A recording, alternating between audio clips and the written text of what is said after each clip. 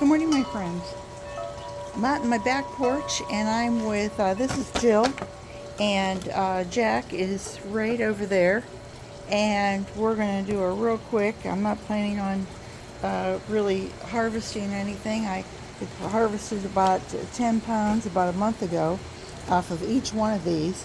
So I'm just getting ready to, like top them back up. And I have to tell you that we've had some rain here the last few days. And each time it rains, these bags and cardboard get really wet.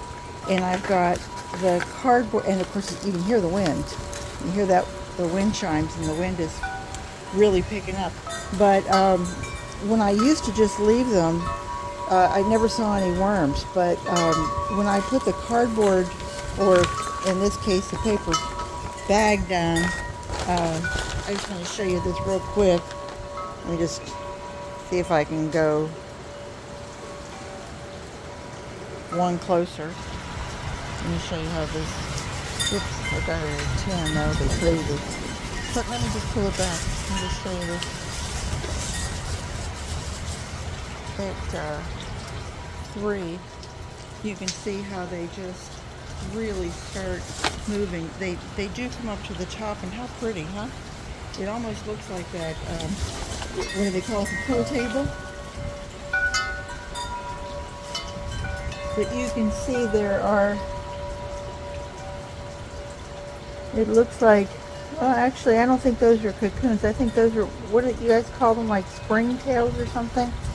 Some kind of like little crustacean looking thing. Anyway, what I want to do is just give it a fluff and feed it. And I'm going to move you back to 1 so my hands don't look like giants. There we go. And I want to go ahead and start at one end here and just check out what we've got. I mean, everybody got a good feeding. I probably could take more castings off of here. I have a piece of wood down here. It's actually a piece of bark. I wonder if it's still, yeah, look at this. It's a piece of oak bark. I keep wondering if it's starting to have a little give to it. Yeah. But I don't think it's wet enough that it's,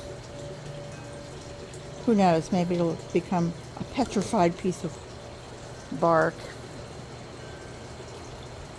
I want to raise the level up on this so that once it gets really to the top, look at all the worms. Oops. Let me pull it up closer so you can see that. Wow. Look at those boys and girls. Worms have both male and female properties, and they both use them. They kind of get themselves situated so that they pass sperm. One passes sperm to the other as the other's passing sperm to the one. Very, very social thing to do, huh? Nobody's giving but not getting. So here we have lots and lots and lots of worms. I want to make sure that you can actually see all this. Let me aim you down just a smidge more. There we go. I got you done as far as you go. Yeah, I think so. Whoops, there we go. I'm trying to do a round robin. It's been, I think, a month, close to it, since I did this. And remember, I had the cups. They weren't Starbucks, but they were another type of cup. Here's a magnolia leaf that I just stuck in there, and it's starting to get a little wilty, but it's certainly not breaking up because, you know, those magnolia leaves are just, it's a Magnolia grandiflora for anybody who's into magnolias. And they do a beautiful job of accenting the countryside here in Florida. Everything looks so pretty. Right now, the magnolias are in bloom here in Central Florida, and it really, if you go out for a walk, like I walk up to my corner, and I turn the corner, and it's up at the swimming pool where my lake is that I go up and visit, and there's probably 40, 50 magnolia trees that are in bloom, and you can just get that wonderful fragrance. And as a matter of fact, I have a new food for the worms, and that is in fact magnolia leaves, because I want to see if they'll be able to break that down. But I'm doing a little challenge with Sandra over at Nana's Worms and Garden, and we're seeing if her Vancouver Vikings, the victorious Vancouver Vikings, can go against the ferocious Florida red wiggler worms. See who will eat them the fastest. Oh, that is a big leaf, isn't it? And those worms are on it, but they're having trouble breaking through this glossy stuff. And I see lots and lots of worms.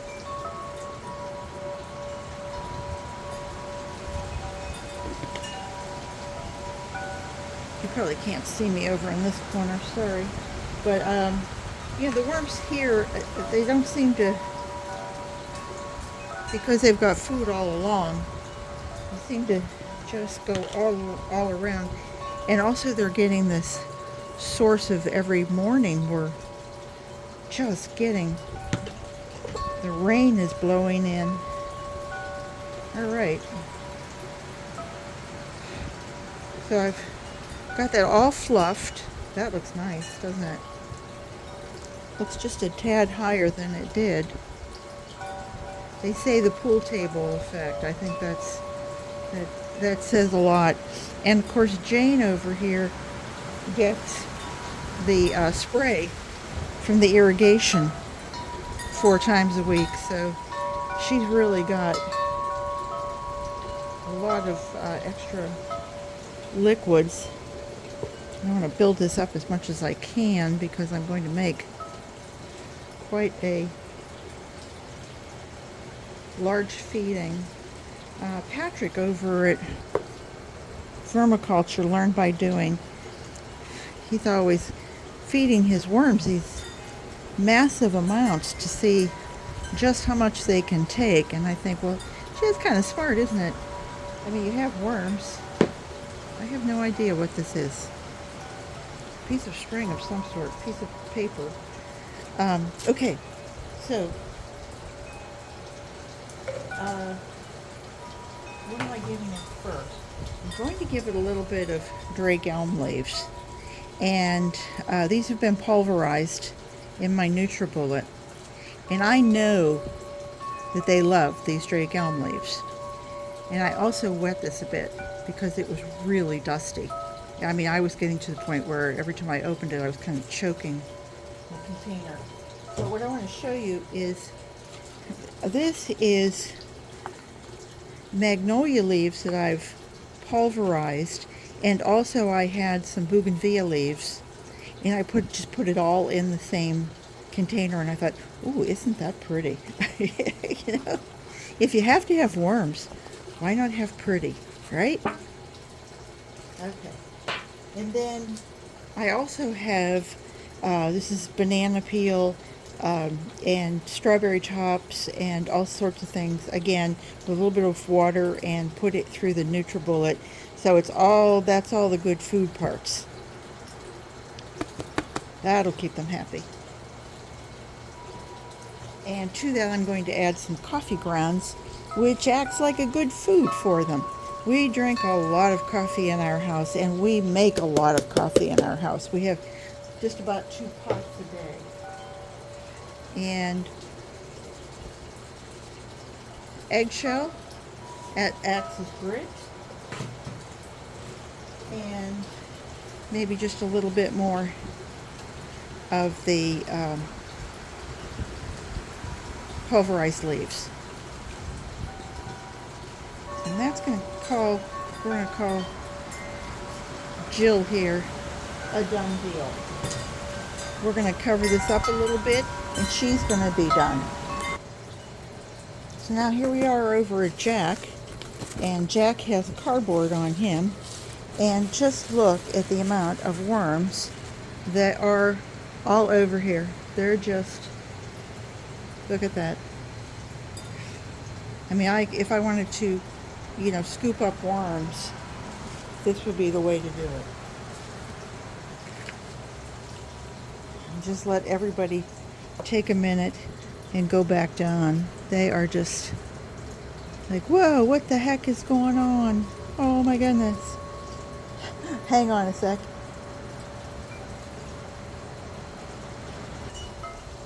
So here I'm back, and I've fluffed Jack completely so that you didn't have to watch that. And I really didn't find anything special in there. Those coffee cups are completely gone. All the food is gone.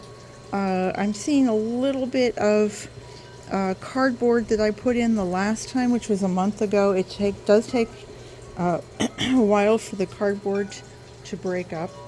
I found a few magnolia leaves that I'd put in there. I don't know, this time, last time. It's not really an experiment on this. It's just putting them in there, I guess. And but I did find half of an avocado pit with the roots and the stem. I don't know if that would grow or not. Probably not. But I'm just going to stick that back in for the heck of it. And so that you don't think that Jill is getting the unfair advantage of having all the mushed up and goody things, I want to show you that I have shredded cardboard, but it has been soaked overnight in worm tea. So it's really, I won't say it's broken down already, but it has a lot of bacteria. It has a lot of things already in it to help it break down and to start moving all those bacteria and microbes in there that are going to make it also happy to turn itself into, for the worms to go, oh, yummy, yummy, let's eat that. And so again, it's going to get the same thing as Jill got, which is the giant Japanese red mustard stems. We ate the leaves. They can have the base of, I don't know if I've told you guys about this, I'm sure I have, but it's giant Japanese red mustard, and it tastes like wasabi. If anybody who knows what wasabi tastes like, it's pretty spicy. Is that the word we use? Where you just go, oh my God, that's in my throat. So it's very good. The small leaves are very subtle, but as the leaves get, that size isn't too bad. It starts to get a bite. But when you've got stems that are, that's at the stem, and it's probably a good 14 inches. Whoa, they carry a punch. Maybe not for some of my friends who are growing their chilies and habaneros or whatever, or fire bonnet, somebody or other. But for me, I don't eat anything spicy, so this is very, very harsh for me. Okay, so we just gave it some coffee, just the same as Jill got hers. And we're going to top it with the eggshell. There's a little bit of prawn in there, a little bit of shrimp shell in there also. Let me empty all my containers. And I'm going to give it just another handful or so of cardboard. I did see a lot of cocoons as I was going through there, so that gives them a nice little oomphy. I'm going to draw that stuff in, uh, Jack is, oh, there's a piece of avocado shell. Um, Jack isn't near as wet as Jill is, but he's getting also catching a lot of this rain that's coming off, because it's not just, like my sprinkler head is right over there. So when it comes over, Jill gets it. By the time it gets to here, there's really no mist, and that's all it is. It's all getting the bang for your buck is all outside the screen, but any little air mist comes in might hit Jill over that way, but all of this kind of stays dry.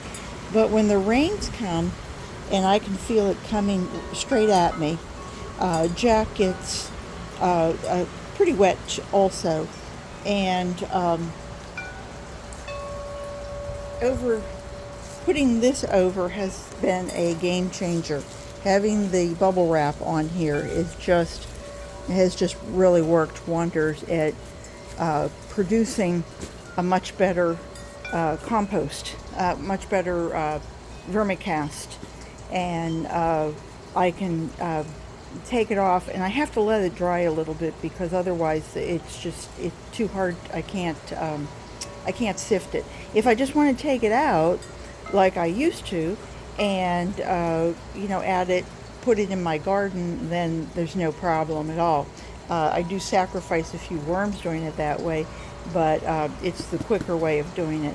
But anyway, I just wanted you guys to know, okay, now we've checked on both Jack and Jill over here, and I'll just pull this out for just a second.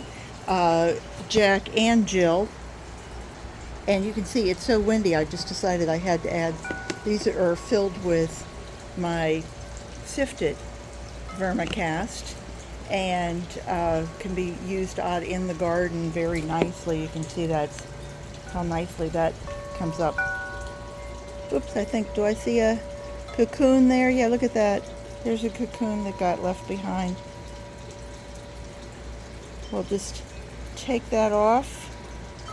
You can see. And we'll put that down back in with Jill's side. But anyway, I'll keep this here for a wait, because everything was blowing off. Sometimes it gets so windy back here. But just to show you, it's a beautiful day. I hope you guys are having a beautiful day as well. It's in the 70s, so we're tickled that it's not hot and sweaty. Maybe we'll get away without having to turn our air conditioning on. With that, I'll say I hope everybody will watch and give me a thumbs up if you would, and subscribe maybe, and I love hearing your comments. I answer everyone, and if you think about it, maybe share this video with a friend. I would really appreciate it. So take care, everybody, and I hope to see you real soon. Remember, garden what you've got. Bye bye.